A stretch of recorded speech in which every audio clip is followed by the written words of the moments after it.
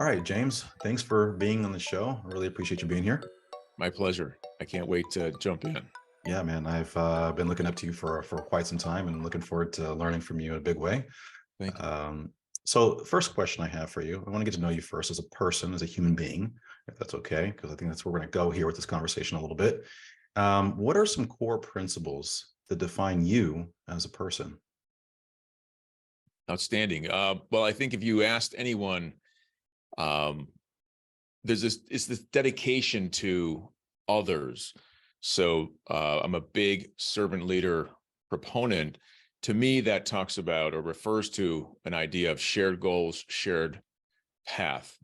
So can I serve people who share my goals, and can I lead them down a shared path to those goals? And we think about growth as the mastery of change. So my purpose, if you will, my focus is to serve those who have goals I can serve, who I share, and then walk down that shared path to change. And if I can do that, I can serve and lead.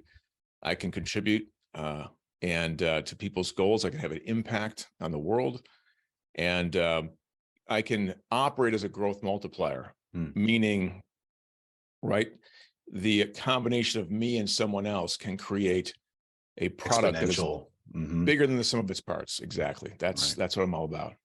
I love that. So, give us some perspective on where that derives from, those philosophies, those viewpoints, and kind of how you view yourself that way. What does that stem from in your past?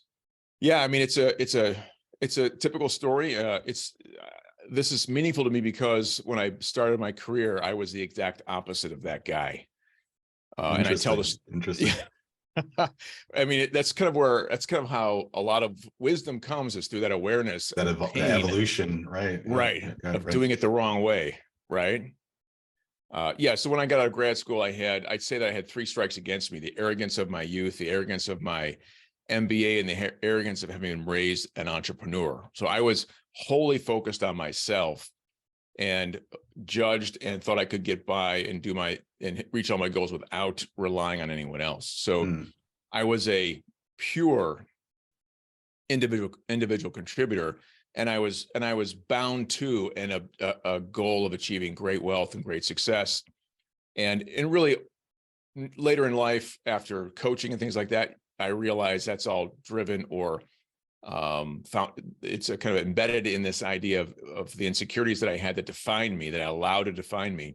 And so for the first 15 years of my career, that's what I did. I pursued things, growth, right? 8 companies, 5 exits, 3 public events, Hmm. and burned out, and hired a life coach and had that coach for 10 years.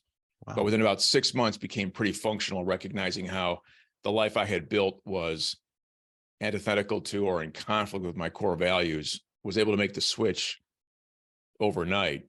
Wow. And if, unfortunately, dude, there were signs throughout those 15 years that I could have paid attention to, but just didn't until in 2004. And it was Friday the 31st, the last day of the fiscal year, and it hit me, and like a ton of bricks, and that was the beginning We'll of the take us to shift. that moment. I mean, that's a lot of people on here are on a journey of their own, Yeah. and they're trying to learn from past mistakes and be the best leader, consultant, salesperson, whatever. So, like, what hit you like a ton of bricks? Because I know I can share some crazy wonker stories as myself. Right. Right. We all have our story. And that's the beautiful thing, right? That's what allows me to do what I do. When you introduced me and I was able to share what makes me who I am, Hmm. this idea of service comes from a love of people, right? And the way that I chose to run my life the first 15 years was the exact opposite. I treated people like stepping stones, assets, things to be traded. Mm. And I went as long as I could. And then, had that realization. And so the realization for me came at the high point of my career. I had already been through multiple exits, and I had been the top rep in many companies that I had been part of. This company, I was top rep worldwide. And I got there, I was 330% of my number. I got there in 8 months. And I Wow. just worked like a maniac to get there. I took over the worst territory in the world at that time. And I was miserable, and I was earning more money than I had ever made in terms of income, options, all those things were coming to me.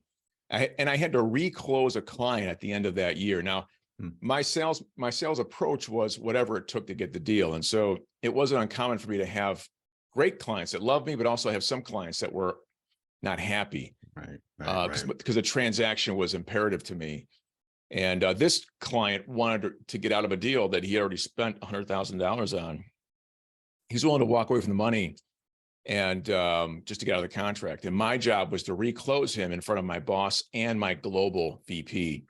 So that's the epitome of a guy who's operating from a level of insecurity. That's the sweet spot, right? Your boss and your boss's boss are your audience, and now you can put on a show, and your job is to win, not to be a loser, but to be a winner. And put on an element of display, and right. Yeah. Right. It's my chance, right? I'm on stage. They're going to notice me. Yeah. And I was, by the end of the call, I was burping up stomach acid. I felt terrible. And, that evening I got on the computer, I looked up some life coaches, found one, had a call the next day and hired him, and had him for 10 years. Now, I was learning how to coach because after my awakening, if you will, all I wanted to do was, I recognized that every CEO and sales leader I had ever known needed this.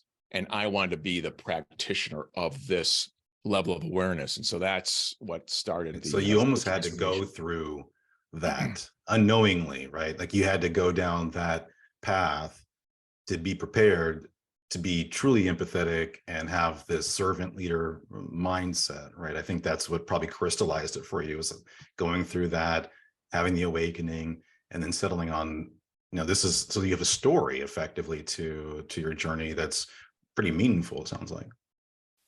That's correct. And, I am one of these people that has to learn by experience, right? There are people that are raised knowing what I discovered. I had to figure out the hard way, and that's just who I am. And one of the things that I would express to anybody on the phone you mentioned this idea of, or on the podcast, you mentioned that we're all, I've gone through a journey, and the listeners have gone through journeys or going through journeys. Yeah, I think that's the key. Every one of us is at a different stage in our journey. And I'm the perfect example of a guy who really wasn't lovable for a long time, but now I'm laying down some good tracks. So, if we can give ourselves the grace that we can learn and change, we can let ourselves off the hook, and we can let other people off the hook. And then we can just take people for who they are. And if there's not a fit today, it's okay. It's okay. Yeah. They're on their journey. You're on yours. Go. And who knows if your paths will cross again. There doesn't need to be the animosity or the angst or the aggression or the anger or hostility. It just is what it is. Move on. Let's roll. Right.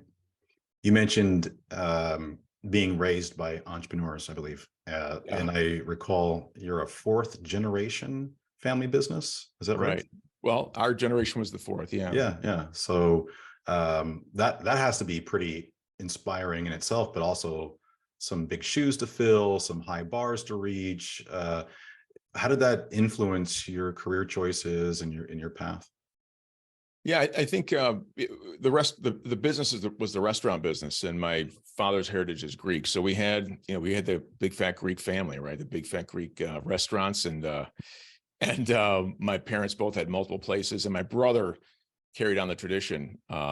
Just fell in love with cooking and managing and leading, and had a tremendous career. For me, I only saw the negative sides of the biz. All the things I didn't want to be part of. So, and that influenced a lot of those first 15 years for me. I saw the negative side, meaning my friends that came to work with us at the restaurant stole from us, right? They would just treat our walk-in cooler as their own grocery store and take steaks and lobster and stuff home. And I didn't know this, right? You're always fighting with purveyors. People are trying to give you rotten food. The customers, right?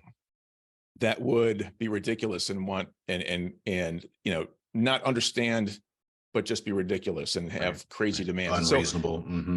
yeah. And I chose to kind of like focus on all the negative. And so it's just a business I didn't want to be in.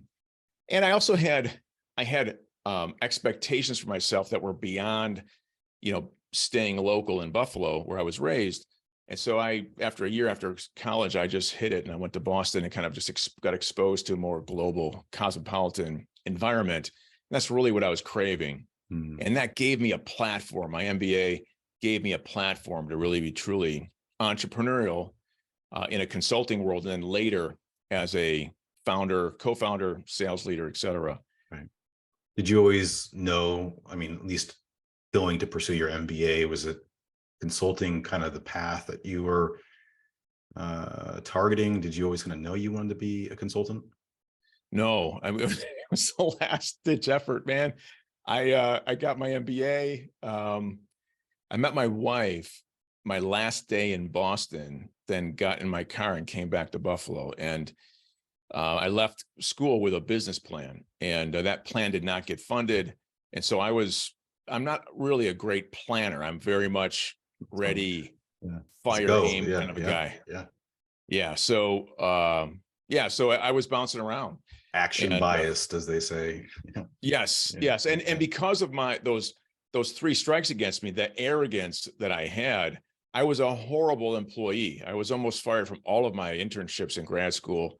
And again, I'm realizing this looking back. Right. Didn't have the awareness at the time, but you're in the bubble. It's hard to see what's happening in the bubble when the pattern is ensuing, but you can look back and say, there's a you may be looking in the mirror. You may be looking in the mirror, but you're only interpreting the data that you want to look at. Right. So I was unemployable, my man. So the thing I bounced to was consulting, and I found a mentor who I worked with. I started my own practice. He and I worked together. He taught me how to sell. He taught me a lot of the basics, and was a great education. I was able to shadow him for years.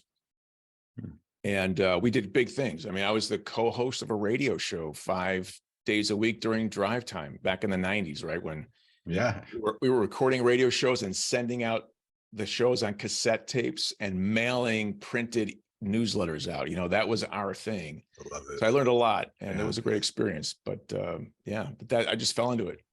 Last ditch effort, man. Interesting. So you started Flores Group 2006. It looks like when I look at your LinkedIn profile. Yeah. And this is 17 years ago. Let's see here. So after leaving NetSuite, and you were still at Dow Jones and Company, it looks like, because you were there until 2009. So talk about that inflection point, starting your practice while, full-time employed and making that transition and making that jump. I'm sure that's probably consistent with a lot of us where we have an existing full-time role and we're looking to make that jump. Talk about how that started and how you exited into your own practice. Well, we moved into Columbus from Boston in 2006. And so once I became functional, if you will, or healthy, the awareness came pretty easily and the decisions came pretty easily. And so we sold my wife's business, sold our home. We flew to Columbus, where my brother was living. So we were getting the family back together. We came here on a Saturday, saw 14 homes on a Saturday and bought number 12 on a Sunday. We were highly organized, highly committed. And motivated, and motivated, and real estate agents dream. right, exactly. But I think a message for the listeners too, though, we weren't caught up in, this manifest kind of like days or dream. Like, it wasn't a situation where we, if you believe you can achieve, that kind of thing. This was this was the right move at the right time for the right reasons. And as a result of that, because I was wholly in sync with who I was at the time, what my values were, and every decision I made had no other consideration other than focused on my core values and the things that were important to me and my family. And as a result of that synchronicity, that alignment just made the impossible happen. And it just happened over and over again. And the experience at Dow Jones is one of those examples where, you know, I was involved with a edge company within, so it's a startup in a very old Yep. school environment. And I was brought in to help transform the culture. So I was coaching as well as selling, which was great. Uphill battle against the grain, against the tide. I mean, old school company transition. It sounds like that would be quite a lift. Yeah, and I didn't look at the challenge. I just looked at the opportunity to kind of work with a big organization and also kind of begin the coaching. And I learned a lot, made a lot of mistakes, made some great friends, and it was a great way to transition to this new world of Columbus from Boston, leverage my East Coast connections, and start my life. And then just a function of kind of becoming ingrained in the Columbus market allowed me then to focus locally and begin to build my contacts. And that's how that happened. Did you have clients already in the funnel when you started Flores Group, or did you create it and go out hunting and start building from there? It was we just built the company. I had a vision, a level of confidence, and I was used to starting from zero and building a pipeline and reaching 330% of my number within 8 months, in a lot of the places that I work. So I was used to that manic rush without massive self-belief. That's right. Right. It takes a massive amount of self-belief to strike out on your own, period. That's to do it with no sort of runway, if you will, like client runway, where you have people pent up and ready to go and going into this thing and making it happen. I think what I heard as well, your service 6,500 clients. Is that about right? More than that, probably closer to 7 grand, but so I've just stopped counting. Yeah. Wow. Humble brag there. Look at that. Like No, there are guys that have served way more. And well, I'm nowhere near you, so I admire that in a big way. But this is 17 years, so I mean, it's. But talk to me about when you think about the 6,500 or recently. Talk to the consultants that are listening that are having a hard time acquiring customers. Right. I think the thing you said, it must be amazing amount of self-belief. And I think in my case, it's more of a case of ignorance is bliss. So if you think about somebody who is more about ready, fire, aim, who's more action oriented, damn the torpedoes, I will leap and just not know where I'm going. Right. And I kind of be ignorant of the damage or the possibility that could occur right, from making that leap. So I think for me, it was more an alignment with my core values and my purpose, who I wanted to be in the world. And then just not allowing indecision or insecurity to stop me. And I basically funded the marketing simply by buying lunches, dinners, and breakfast. And I was taught this by another one of my mentors. Anybody that ate lunch with me, broke bread with me, they never paid. And so it was easy for me to get people to sit with me. And, every 10 person I met with sent me business. And so, this is the locals. This is the local approach, getting clients in your backyard. Okay. Yeah. And the hardest thing is doing it online. That's something I haven't perfected yet.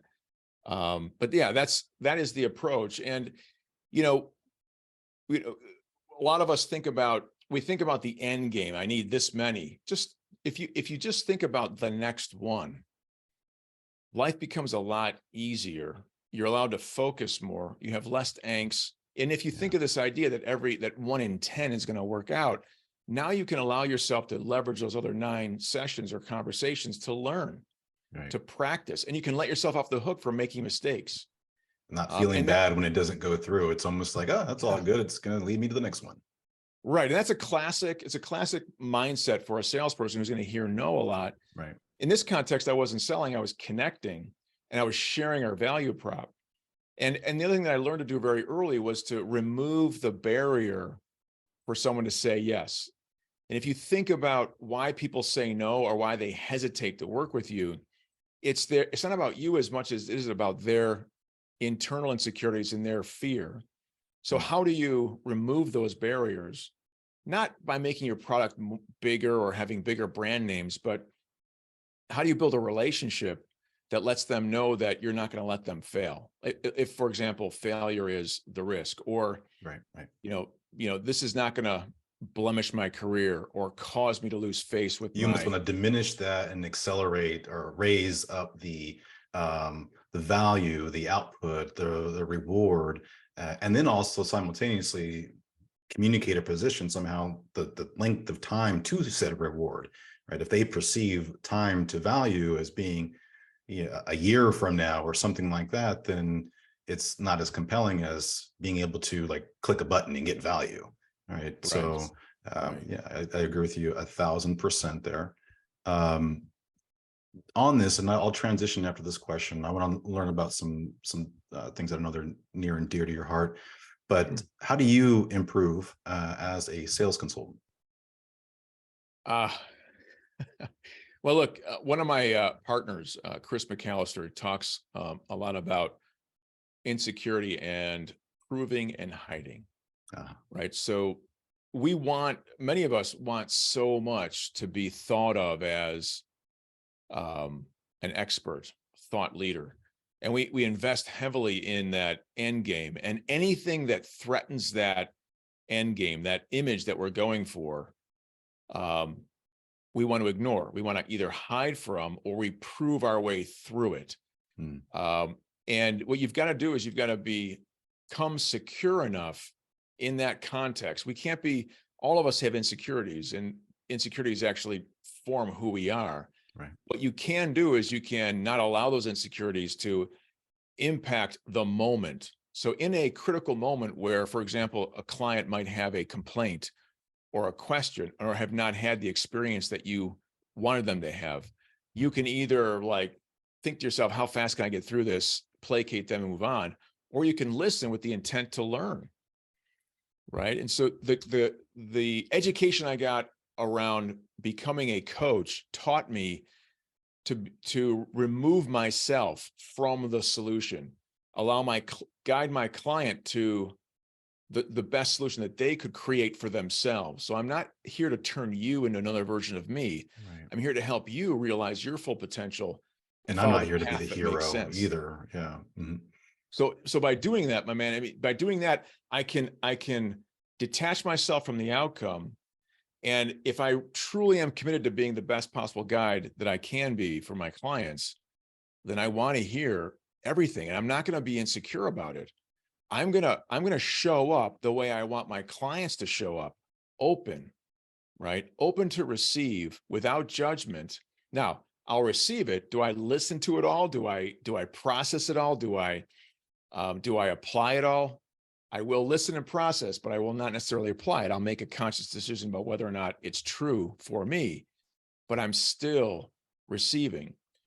Man, I'll tell you, when your clients experience that from you, they immediately recognize the fact that they don't experience that from so many other people. And it's a huge differentiator beyond your product or your service, just the relationship that they can create with you. Mhm. It has immeasurable value because it's so hard to find. Right. It's funny because a lot of times, like when I'm being interviewed and I'm asked about similar questions, I'll talk about the feedback that we provide to clients and the directness sometimes that needs to be packaged in, where we don't want to mince words. We want to make sure we're doing what's best for the organization as a priority. And, I always refer to the phrase of like calling someone's baby ugly, right? Sometimes we have to call out and say things that you may not want to hear or necessarily agree with.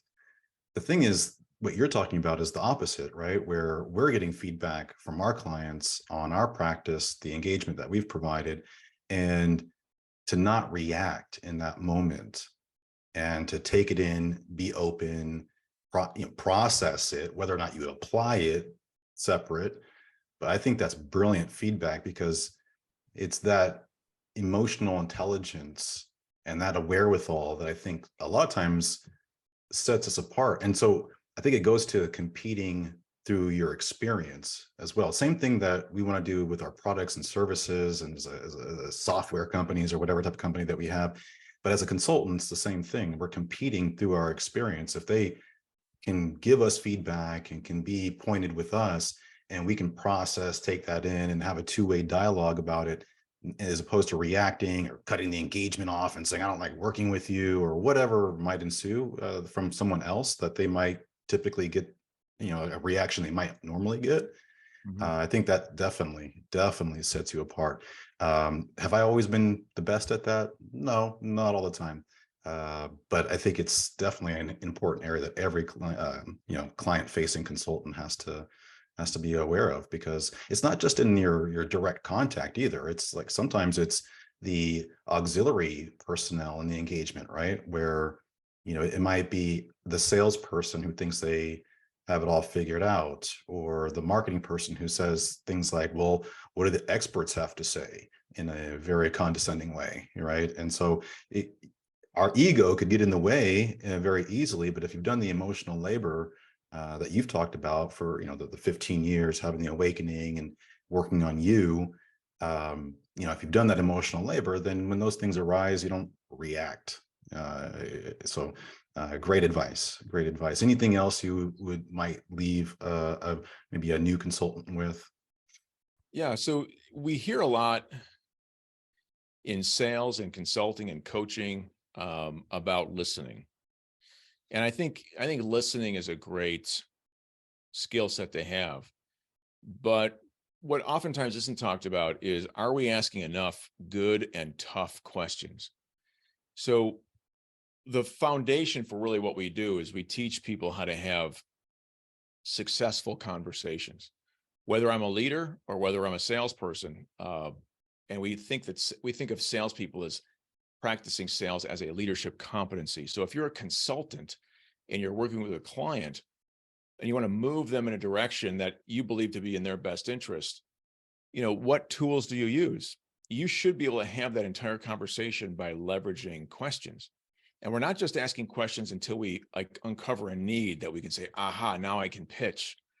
We're asking questions throughout the entire conversation, because questions they activate the buyer's mind, or your team member's mind, or your customer's mind, and it creates engagement.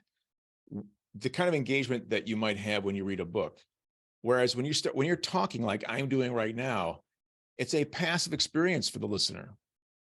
And it's easy for them to zone out and not listen. Right. They don't have to engage. They don't have to really truly lean into the conversation. Right. Right. So the best thing you can do is, yes, listen, but learn how to ask enough good and tough questions. And, good questions create awareness, in terms of moving someone toward a process or down a path. Tough questions, I have a phrase called the velvet 2x4.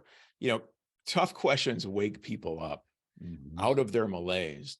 And they don't have to be just hammered on someone. You can ask someone permission to push back, or maybe ask a controversial question. James, do you mind if I disagree with you there for a moment? Go ahead.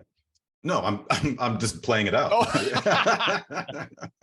Yeah, you could. That's do you mind if I disagree, or may I push back? Right, or okay. I feel compelled to ask you a question that might rub you the wrong way. Do you mind if I continue? The transitional statements. Let me know how I did. Yeah, all that stuff. But and in a sincere way, because the old me, I would have loved to ask you a question that made you feel defensive, because I wanted to fight.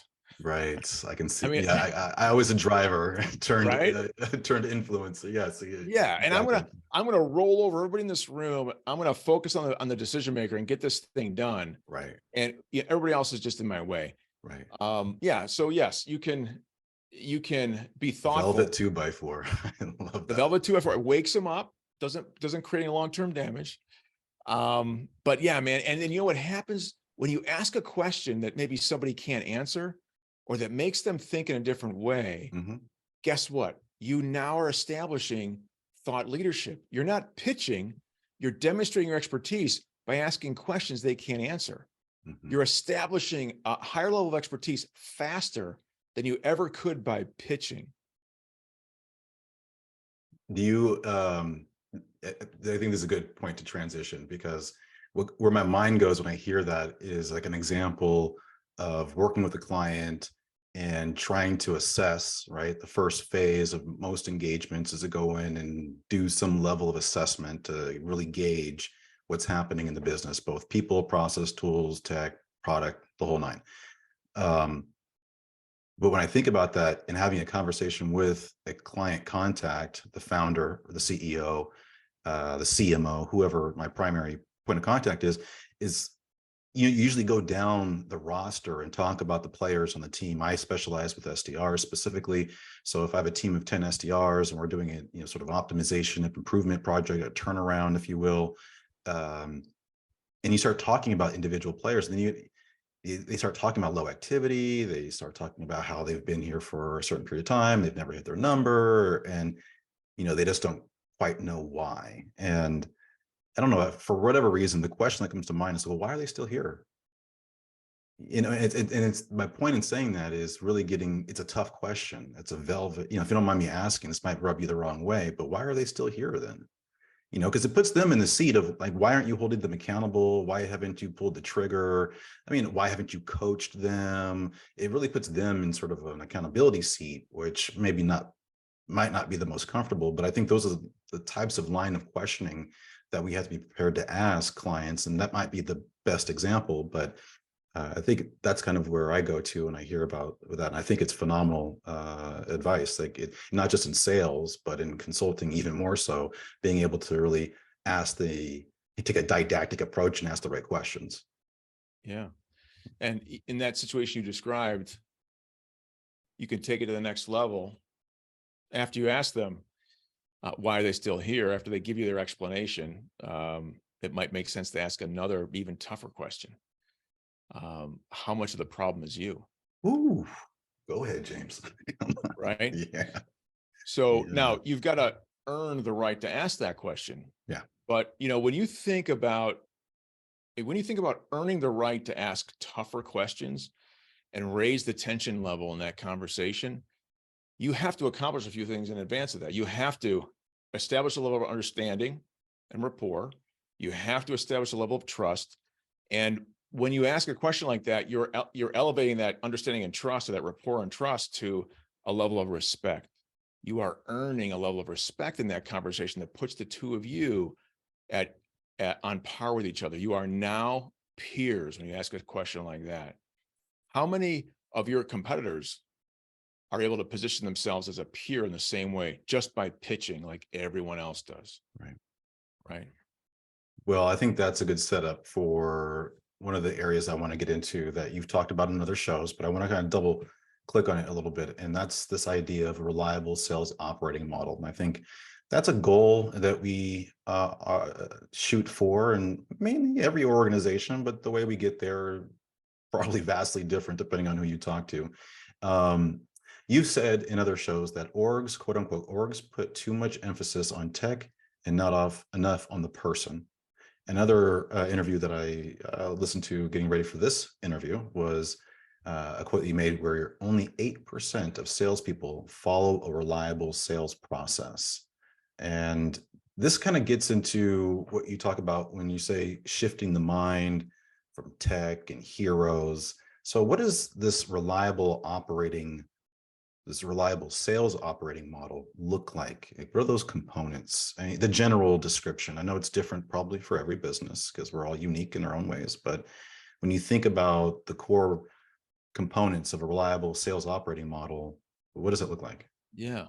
Well, I'll tell you, when I was coming up, and I'm not sure if this is true for everybody today, but when I was coming up in sales in the 90s and then 2000s and so forth, we were all told, before we were hired, we were all told to read a book, the sales book of choice for that sales organization you're going to go work for.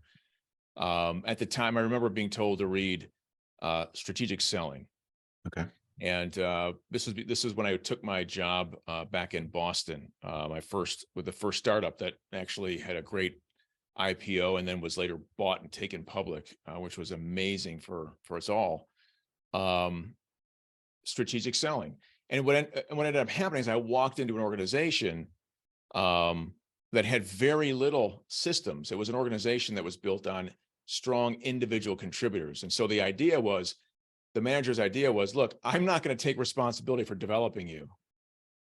I want that book and that book and your drive and desire to be responsible for you being successful here. And that's how the sales organization was built.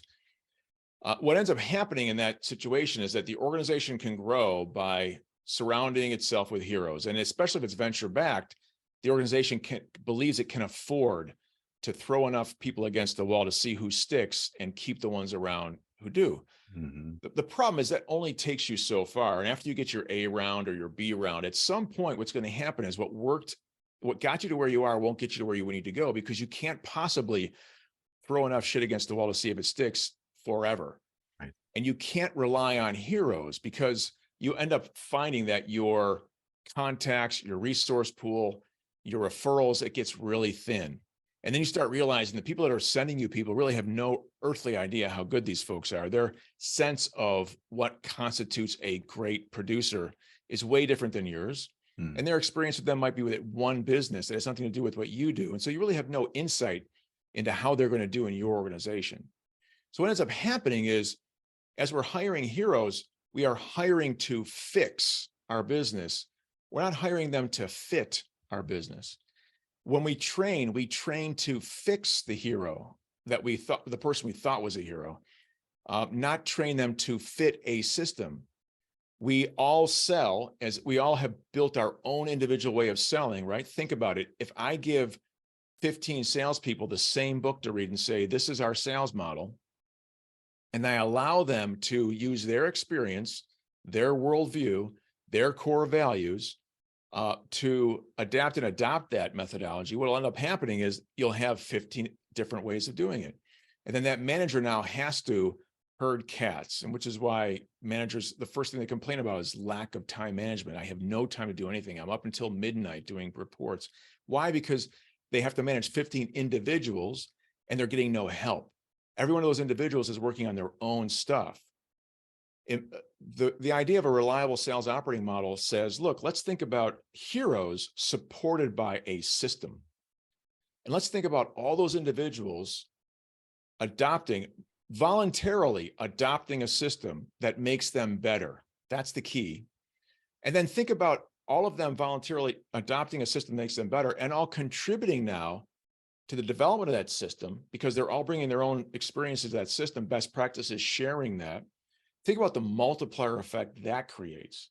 So now the organization, instead of investing in individual heroes, where, by the way, because those heroes are now working with an organization that isn't tuned to support them, they're going to be far less productive in an organization of heroes with no system than they would be with an organization with heroes that are supported by a system.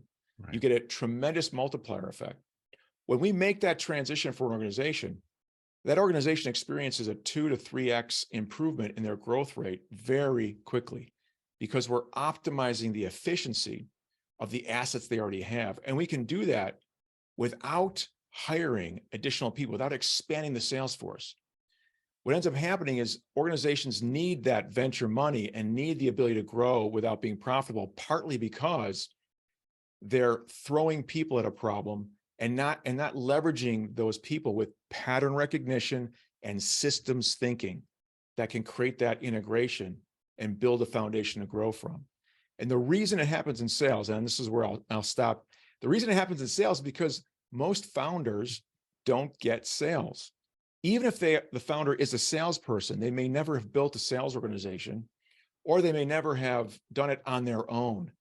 And so sales is typically the last place in the organization that gets any systemization. Right. And when it happens, dude, what do? We buy tech. We don't develop our people. We go for the fast, easy, I'm going to buy another hero, another tech, another solution. We have a tech stack that's huge. And in the meantime, our win rate is going in the toilet.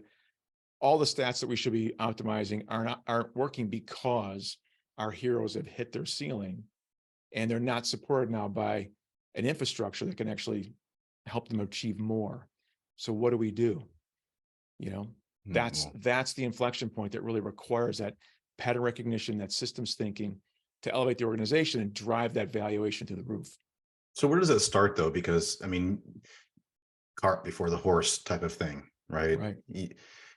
You have to experiment. You have to go through the 15 different ways, I would imagine, to settle on the reliable operating model that we know to work in our business. So if I'm a startup, you know, in my first couple of years, maybe encroaching on 10 million, and you know, I'm still figuring this out. I have a handful of salespeople. I have my founder who's still really active on the front lines and helping win deals and save customers. Right. I haven't truly gone through the experimental phase to establish this. So where do you lock in at, I guess? Yeah. It's a great question. And the answer we've already talked about. Right. So when I go to an organization, I think about leaders, people, and systems. And I go back to the question to the CEO, how much of the problem is you? Now, I don't always get a chance to ask that question, but every leader on the planet, every leader listening to this podcast has to recognize that if you have challenges in your organization, you are the one responsible for creating those challenges. Now, the beauty of it, from my perspective, being the outsider who's saying this about you, is that I can see past that. If you created the challenge, guess what? You can fix it. Right. That's the amazing, empowering awareness. The challenge is, and challenge comes in so many different ways. If you think about a leader, a sales leader, for example, that built a sales team, and the team hits their number year one, misses their number every quarter in year two. If you're bound by and serving your insecurities, you may not be willing to admit that you have something to learn. You may not be willing, your ego may not be willing to withstand the idea that you have to let someone go who's not hitting their number, who you hired, because letting them go is to admit failure. Yeah, it reflects on you, right? Yeah, it reflects on me and my reputation, because I'm so attached to my insecurity and my reputation. I'm not gonna allow that to happen. So what am I gonna do? I'm gonna work harder. I'm gonna coach you more. I'm gonna say that I'm doing this because I don't want to give up on you, right? Because I care about my people. And as a coach, it's my job to figure out really what is motivating this behavior. And people are complex. So I can't diagnose everyone listening at this moment without talking with them. But the idea is that everybody who knows that they're struggling, the place that you can look is your insecurities. And you can think about, how do you identify those? You can think about when you're under stress, when you're facing pressure, when you're in a situation that makes you uncomfortable, asking yourself, why? What is it about the situation that's making me uncomfortable? You can do some self-diagnosis, but that's the answer. Introspective work. It happens up here. Yeah. We block ourselves. We are the reason that we are not living our potential. And the worst thing we can do is blame the economy, or blame our competition, or blame our product. And blame our team. Right? Yeah, exactly. That takes you further away from accepting responsibility, which is what will get you to that solution. Love that. Yeah, it makes a lot of sense. And there's a lot of discussion that happens around throwing tech at growth. And I think the big topic right now around that is artificial intelligence. So it kind of goes back to this point of, you know, the human component that we were talking about at the start of the interview. And now what you're saying today is putting an emphasis on the people and the systems before the tech. So what's your just 30-second perspective on AI and sales today and where we're going with that? Well, I love technology. I love AI. When I need it, I use it. Now, of course, I don't love the fact that it comes up with phantom data oftentimes. ChatGPT fill in the blank. I mean, drives me nuts. But I've learned a long time ago, you don't judge someone by expectations they can't fulfill, right? You don't Right. judge the turtle for their ability to climb a tree, right? So you've got to understand that tech, like you understand people for who they are or what it is.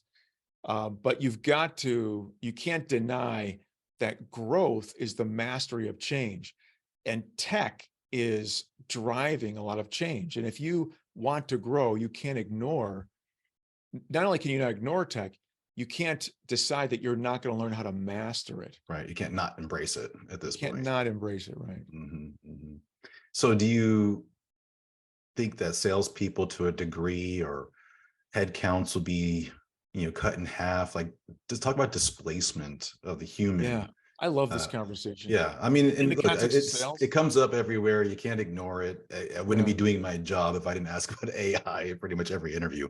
So, yeah, yeah, like, do you think it's going to take salespeople's jobs in the near term? yeah. I remember I grew up, dude. I got out of grad school and I was lugging around a Mac, right? That was like 20 pounds. So I've come from that. I rejected, I kept my DOS, when Windows came out. I mean, I fought all of it all along the way. And then as I came through, I was part of N-tier client server, object-oriented databases. I was part of the original on-demand world before SaaS was a thing. I mean, I've been part of all this Emerging transformational technology. technology. And Mhm. I just can tell you, I mean, four recessions, right? So I can tell you every time something changes, it's like, who's going to be displaced? And it's like salespeople, you're going to be displaced by websites that are going to sell for you. And what I'll tell you is this: the same is true every time we were talking about this. The same thing is true. Those of us who are transactional, who operate in a way that is more mechanistic and more logical, Are at yes, risk. we're at risk, man, because Mhm. you can easily be replaced. Right. Listen to the people who talk about AI in the context of art, in the context of business. Right. AI will never be as creative as us.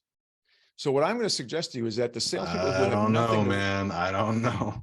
well, no, in terms of, think about it.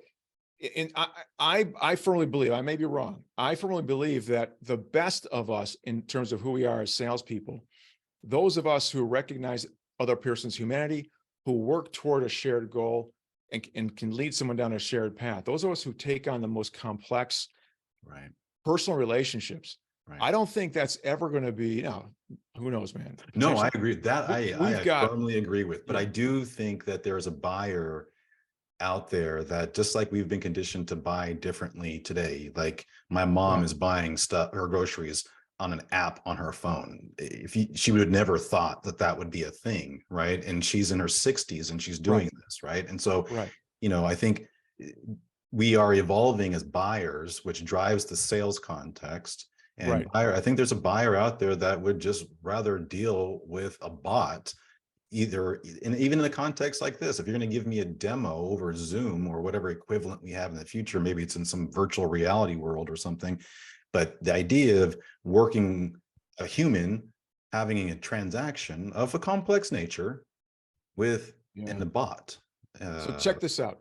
So two things, and I yeah, know I'm we gonna have to wrap. get wrapping, but two things to think about. One is, um, you know, if we assume that people don't like the sales interaction, then it may be true that they're running for help. Here's my belief: people love to buy as much as they hate being sold, Mhm. and people love being taken care of and being treated as a one of one.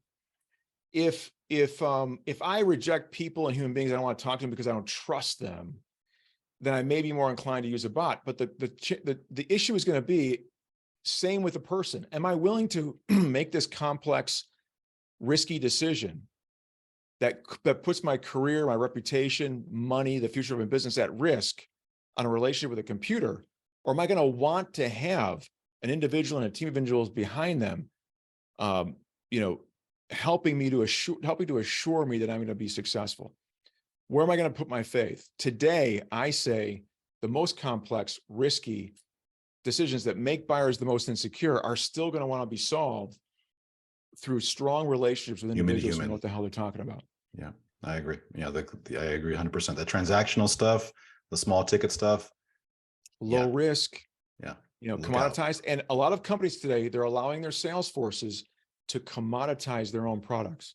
Mm. And it's because it's easier to run a team that's more transactional. But if you're not selling value and you're not bolstering the value of your organization, the value of your people, then you're just assisting AI in taking over those roles. And you're really you're killing the future of your business. You're commoditizing it before it's time. You're costing yourselves billions and billions of dollars of lost value. So it does make sense to invest in a more thoughtful way to go to market, to sell, and to move away from that easier, quote unquote, easier, more transactional approach. Oh, powerful message. And thank you for going there with me and entertaining the AI conversation. But I think this has been super enlightening on many fronts. Where do you want to send people to learn more and follow you? Check me out on LinkedIn. James, last name is Rores, Rores, or florissgroup.com, Floriss group.com.